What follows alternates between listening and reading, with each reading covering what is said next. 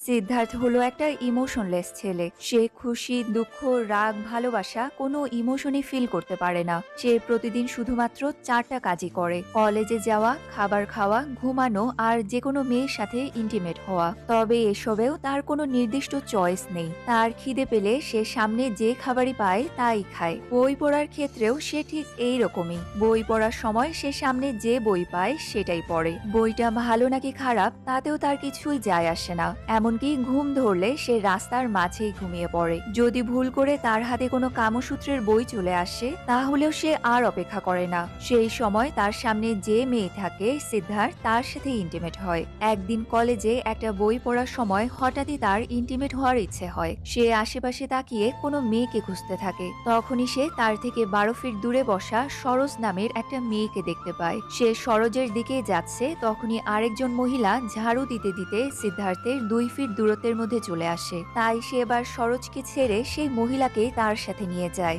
এসব দেখে সরোজ তো খুবই অবাক হয়ে যায়। আসলে আজই প্রথম সরোজের এই কলেজে অ্যাডমিশন হয়েছে, তাই সে সিদ্ধার্থের এমন আজব ব্যবহারের ব্যাপারে কিছুই জানতো না।